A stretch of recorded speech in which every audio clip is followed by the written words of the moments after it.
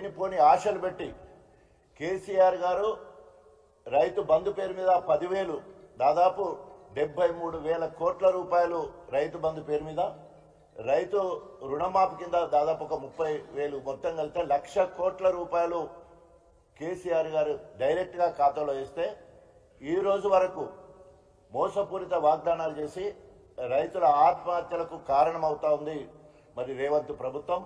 ఒక పక్క రైతు భరోసా పేరు మీద 15,000 ఇస్తామని నమ్మబలికి మరి ఇప్పుడు వచ్చే వరకు 12,000 ఇస్తామని చెప్పేసి మళ్ళీ కుంటి సాకు చెప్తూ అది కూడా 26వ తారీఖున అంటున్నాడు. దానికి కూడా అతి లేదు గతి లేదు. ఎందుకంటే ఒక్కొక్క రైతుకు 1 ఎకరానికి వేసంగిలో పోయిన వేసంగిలో 2,500 అప్పు, వానకాలము 7,500, ఇప్పుడు 7,500, మొత్తము 17,500 రూపాయలు 1 ఎకరాకి ఇవ్వాల్సి ఉంది. అదేవిధంగా 2 ఎకరాలు ఉంటే దాదాపు 35,000 రూపాయలు మరి రైతుకు బాకీ పడ్డరు.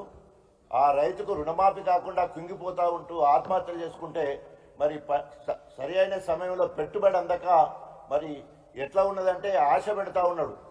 ఎగవేతలు, అదేవిధంగా కోతలు, ఎగవేతలు అన్నట్టు ప్రభుత్వం ముందుకెళ్తున్నది. మేమేమో నాట్లప్పుడు రైతు బంధిస్తే ఆయన ఓట్లప్పుడు రైతు భరోసా ఇవ్వడానికి మరి ముందుకొస్తున్నట్టు తెలుస్తూ ఉన్నది.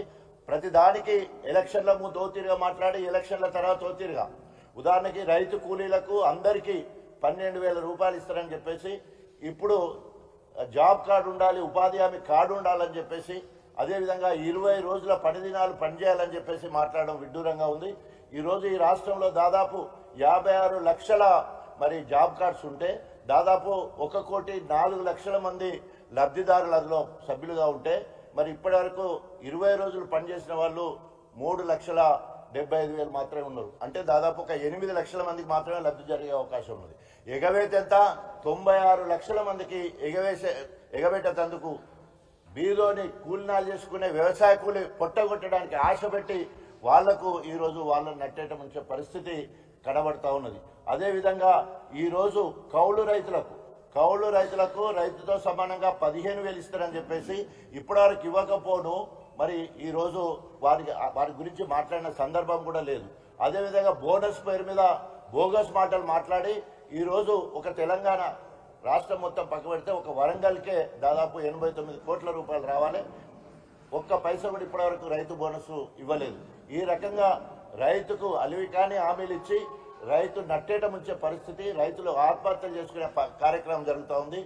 గత వారం రోజుల నుండి గణపురం నియోజకవర్గంలో ప్రతిరోజు ఒక మండలంలో రైతు ధర్నా కార్యక్రమం ఏర్పాటు చేస్తూ ఉంటే అక్కడున్న స్థానిక మంత్రి వాళ్ళ ముఖ్యమంత్రి ఏమో దావోస్లో విహారయాత్ర పోతే ఈయనేమో ఉల్లాసంగా ఉత్సాహంగా క్రికెట్ టోర్నమెంట్స్ ఆడుకుంటున్నాడు. ఎక్కడ కూడా మరి ఏమంటారు గ్రామ సభలు ఎక్కడ పాల్గొనడం లేదు, రైతు సమస్యలు తెలుసుకునేది లేదు.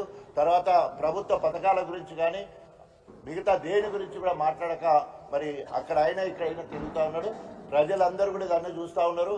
రేపు రాబోయే రోజులలో ఎప్పుడు స్థానిక ఎన్నికలు వచ్చినా కూడా ఏ ఇంటికి పోయి ఎవరిని మందలిచ్చినా కూడా మరి కాంగ్రెస్ పార్టీ నిలదీసి పక్కకు పెట్టే పరిస్థితి కనబడుతుంది. ఆ రైతుని అడిగితే రైతు రుణమాఫీ కాలే, రైతు భరోసా రాలే, ఆ ఇంటి ఇల్లాలకు 2,500 మరి మహాలక్ష్మి కింద ఇచ్చే 2,500 ఇవ్వలే, ఆ బిడ్డ ఉండేది ఉంటే స్కూటీ ఇవ్వలేదు, కొడుకుకు రియంబర్స్మెంట్ ఇవ్వలేదు, అదేవిధంగా బిడ్డకు పెళ్లి చేస్తే కళ్యాణ లక్ష్మితో పాటు తులం బంగారం ఇవ్వలేదు, ఆ ఇంట్లో ముసలం ఉండేది ఉంటే 2,000 4,000 అంటే ఇవ్వలేదు, అదేవిధంగా వికలాంగుడు ఉండేది ఉంటే 4,000 6 చేస్తానని లేదు. తప్పకుండా రేపు స్థానిక ఎన్నికల్లో కాంగ్రెస్ పార్టీ నాయకులను తరిమి కొడతారు. అదేవిధంగా ఇప్పటికే ఎమ్మెల్యేలను మంత్రులను తరిమి కొడతా ఉన్నారు. వాళ్ళు ఎక్కడెక్కడో మరి తప్పించుకొని పోయే పరిస్థితి కనబడుతుంది. తస్మా జాగ్రత్త, రేపు కర్రలు కాల్చి వార్త పెడతారని హెచ్చరిస్తూ ఇప్పటికైనా రైతులకు ఇచ్చిన హామీలన్నీ వెంటనే నెరవేర్చాలని డిమాండ్ చేస్తూ మరి రాబోయే రోజుల్లో మరి కేటీఆర్ గారు ఇచ్చే పిలుపునందుకొని మా ప్రజా వ్యతిరేక విధానం మీద మరింత పోరాటాన్ని ఉధృతం చేస్తామని చెప్పేసి హెచ్చరిస్తూ సెలవు తీసుకుంటాం.